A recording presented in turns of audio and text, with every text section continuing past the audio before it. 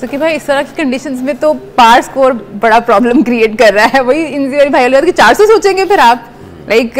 350 अगर हो रहा है और वो चेज हो रहा है, तो ये तो फिर थोड़ा सोचना पड़ेगा मैनेजमेंट को, बैठना पड़ेगा कि ये हमने, अगर हम टॉस जीतते हैं पहले बैटिंग करते हैं तो कितने रन हमने दिमाग में रखने हैं। पार स्कोर तो आपको इंडिकेशन दे रहा होता है ना कि 350 है, उसके ऊपर आप अपने सारे प्लान्स एग्जीक्यूट करते हैं। ठीक है, सेमीफाइनल है, नॉकआउट है, आपकी एक गलती जो है वो आपको कहाँ से कहाँ लेके जा सकती है, और गलती के ऊपर गलती और आप नीचे आ सकते हैं। तो आपको सारी चीज़ों को कैलकुलेट करना पड़ता है। अगर आपने 350 को सामने रखना है तो आपने रिस्क फैक्टर को कितना गैम्बल करना है, कितना आपने जो है वो चीज़ों को किस तरीके से ऑपरेट करना है, आपको वो कैलकुलेशन करनी होती है। इसलिए जो कंसिस्टेंसी है वो बहुत इंपॉर्टेंट है। तसलसल, जो टीम बार बार खेलती रहती है तो उनको पता चल जाता है, क्योंकि करंट सिचुएशन आती है, आप 1-2 फाइनल सेमीफाइनल खेलते हैं, वहाँ पे कुछ गलतियाँ की होती हैं, आगे जाके फिर थोड़ा और बेहतर चले जाते हैं। और जब आप चेस और डिफेंड में खेल रहे होते हैं तो अगर आपकी पूरी टीम के कम से कम कुछ 40-50 मैच इकट्ठे हुए होते हैं ना, तो आपको पता चल जाता है। तो आई थिंक इंडिया में ये प्लस पॉइंट इनको मिल रहा है कि इनके काफ़ी प्लेयर जो है ना काफ़ी अरसे से खेल रहे हैं। इसी वजह से अगर आप कह रहे हैं कि अभी सेमीफाइनल फाइनल जो है ना वो बार बार आ रहे हैं, तो यही प्लेयर आपस में खेलते चले आ रहे हैं। अब हम इमेजिन करें किसी कोई यंग लड़का वो सेमीफाइनल में खेले नहीं हुआ, अगर वो पहले खेल के आया दूसरे सेमीफाइनल में, कम से कम उसको ये पता होगा कि वहाँ प्रेशर किस टेस्ट का था, उस प्रेशर को उसने चखा हुआ है, और वहाँ पे जो उसके थॉट प्रोसेस थे, जो एग्जीक्यूशन में उसकी जो फीलिंग और कंट्रोल थे, वहाँ से वो आगे जब आता है तो थोड़ा सा बेहतर होता है। और अगर पूरी टीम इस तरह बार बार निकल के आ रही होती है तो वो उन सारे थ्रेशोल्ड से, प्रेशर से, उनके टेस्ट उन्होंने चखे होते हैं, उनको पता होता है एग्जीक्यूशन कैसे की होती, उनके लिए आसानी हो जाती है। तो साउथ अफ्रीका जो है वो और न्यूजीलैंड को देखा जाए, इनके ओवरऑल देखा जाए कि कौन कौन से प्लेयर इकट्ठे खेले हुए हैं सेमीफाइनल फाइनल में, तो वो आई थिंक वो की रोल उनका काफी हो जाएगा। रन्स लगाने पड़ेंगे यहाँ पे, प्रेशर गेम है आज, जिस टीम को फाइनल में पहुंचना है अच्छी क्रिकेट खेलनी पड़ेगी। इंजी भाई कोई चेंज नहीं है, टेम्बा वापस आए हैं बस, और न्यूजीलैंड अपनी सेम प्लेइंग 11 के साथ जा रहा है। डेरिल मिचेल आए थे लास्ट मैच में वापस, कुछ अच्छा कर नहीं पाए, बट आज कंडीशंस उनके लिए बेहतर होंगी अपनी जो उनकी स्किल्स हैं वो दिखाने के लिए। देखिए, एक तो ये मिचेल है ना, इनका मेन प्लेयर है, और यहाँ अगर आप इसकी सब कॉन्टिनेंट में अगर इसके एवरेज और परफॉर्मेंस देखें तो बहुत ज़बरदस्त है, क्योंकि जी ये इनका एज ए मेन प्लेयर है। तो ये वाली टीम में अपने मेन प्लेयर को नहीं छोड़ती, क्योंकि जी अगर वो इंजरी के बाद या रेस्ट के बाद वापसी आया तो ये उसी तरह बिल्कुल खेलती हैं। हालांकि जिसकी जगह आया उसने भी बहुत ज़बरदस्त परफॉर्मेंस दे रखी थी, लेकिन इनको नहीं पड़ता। तो अब कोशिश यही होगी टीम की कि जी पहले ना स्कोर लगाएं बोर्ड पे। मोस्टली जो पूरे अपने चैंपियंस ट्रॉफी में देखने में आया, अगर ड्यू ना पड़ रही हो तो पिच का जो बिहेवियर है वो बिल्कुल सेम है, क्योंकि जी कोई बहुत ज़्यादा फ़र्क नहीं पड़ता कि जी आपको कि जी आप स्कोर रोक लें। तो अब ये ज़रूर फ़र्क पड़ सकता है क्योंकि जी न्यूजीलैंड पहले बैटिंग कर रहा है कि इनके पास स्पिनर साउथ अफ्रीका से बेहतर हैं, क्योंकि जी ये स्पिन अटैक, तो हो सकता है कि स्पिनर्स को थोड़ा सा पिच ड्राई हो जाए, ड्राई होने के बाद है ना थोड़ा सा पिच पे है ना स्पिन होना शुरू हो जाए, तो इसको एडवांटेज मिल जाए। अच्छा, एक बात और हमें अपने जहन में रखनी चाहिए, अब यहाँ जो मैचेस नहीं हुए ना कुछ दिन से, तो ग्राउंडमैन को ना पिच तैयार करने का मौका मिला है कुछ दिनों का। तो जिस समय आपको कुछ दिनों का मौका मिलता है ना पिच को तैयार करने में, तो उसमें ना जो मर्जी कर ले मॉइस्चर थोड़ा सा रह जाता है। तो पहले 10 ओवर भी क्रूशल हो सकते हैं फास्ट बॉलर्स के, उनको भी एज मिल सकता है, ठीक है ना। क्योंकि पिछले अगर लाहौर में देखा जाए तो बारिश हुई है दो दिन में, तो जो ग्राउंड है ना पिच तो उन्होंने कवर कर रखी होगी, लेकिन ग्राउंड गीला होगा, उधर से मॉइस्चर जा सकता है पिच में, कि वाला मॉइस्चर नहीं है कि जी बहुत स्विंग होना शुरू हो जाएगा, लेकिन आपको हेल्प मिल सकती है।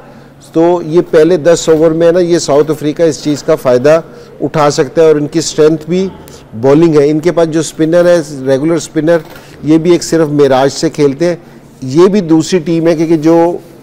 शमसी है इनके पास, लेकिन इन्होंने शमसी पे बहुत ज़्यादा रिलाई नहीं करते कि खिलाया नहीं है इन्होंने शमसी को, ये एक मिराज से खेलते हैं। और अगर दुबई में खेलते फिर खिलाना पड़ता। नहीं, अब उधर मेरे ख्याल में ये जिस तरह ऑस्ट्रेलिया ने नहीं कितनी चेंज की, जी पहले तो वो जंपा खेल रहा था, फिर ये तनवीर को लेके आए हैं, और फिर वो जो क्या था इनका, और एक और भी लेफ्ट आर्म था, तो वो भी। और अच्छा, कल भी अगर वो कोहली का कैच पकड़ते तो कुछ डिफरेंट हो सकता था, लेकिन बहरहाल आज ये है कि जी बड़ा ज़बरदस्त मैच होगा और हम तो ये तवक्को कर रहे हैं कि जी 400 रन बने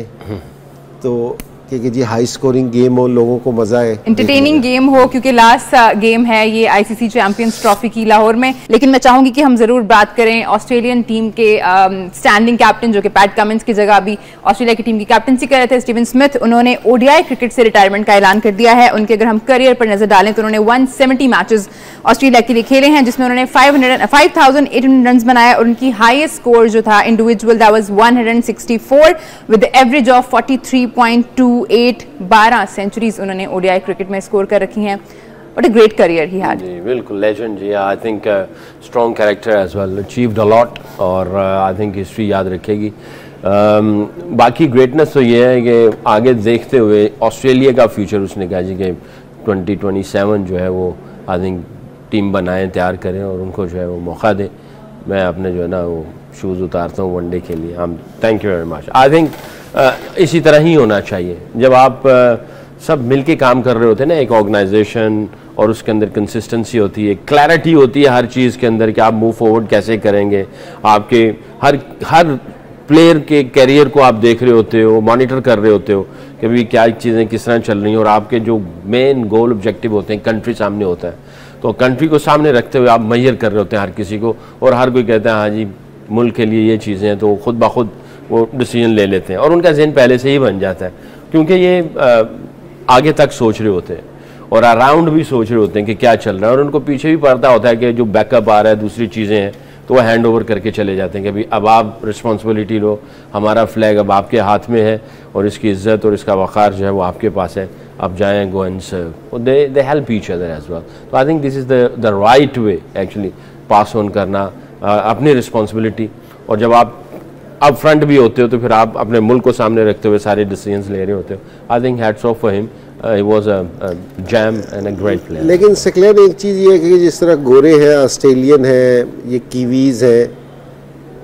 इनके पास है ना रिटायरमेंट प्लान्स होते हैं जी, कि अगर ये छोड़ते हैं तो इनको बोर्ड इनका टेक केयर करता है, या ये टीवी चैनल्स पे बैठते हैं, या ये अपने प्रोविंस से जाके कोचिंग करते हैं, तो इनका ये वाला सिस्टम बड़ा ज़बरदस्त होता है। तो मेरे ख्याल में इनके लिए ये भी आसान होता है, क्योंकि जी इनको नहीं होता। यहाँ पाकिस्तान में हालांकि जिस तरह की परफॉर्मेंस थी, एक दो रिटायरमेंट तो आ जानी चाहिए थी, लेकिन मसला ये है कि जी ये तो मजाक की बात है, लेकिन क्लियर कर दिया मैंने कहा ये सीरियस ही ना कोई बुक है कि जी किसी के लिए मैं, लेकिन यहाँ असल में ना कोई प्लान नहीं होते, तो लोग ये सोचते हैं कि यार अगर हमने यहाँ से ये छोड़ दिया तो हम कहाँ जाएंगे। अब थोड़ा सा कुछ ये फ्रेंचाइज की वजह से थोड़ा सा बेहतर ज़रूर हुआ है, लेकिन मेरे ख्याल में हमें इस साइड पे भी सोचना चाहिए ताकि प्लेयर्स के लिए भी थोड़ी सी आसानी हो, क्योंकि जी लोग प्लेयर्स है ना, फिर है ना उनके लिए भी छोड़ना। हम ये पूरी कोशिश करते हैं कि जी जितना ड्रैग कर सकते हैं इसको कर ले, क्योंकि जी लंबा ले जाते हैं, क्योंकि हमारे पास कोई प्लान नहीं होते,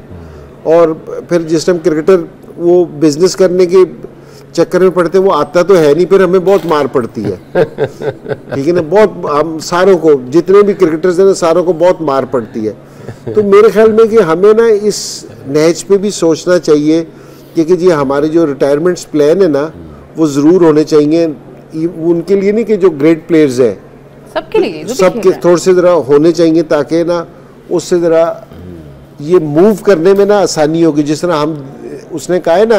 कि जी 27 में आप अपने आप को तैयार कर लें जी, तो मैंने अगर खेल रहा होता ना तो मैंने यही सोचना था कि मैं 27 तक मैं किस तरह चल रहा है मैंने ये सोचना था। तो ये इसलिए क्योंकि जी उनके पास रिटायरमेंट प्लान जरूर होते हैं, हमारे पास वो नहीं है।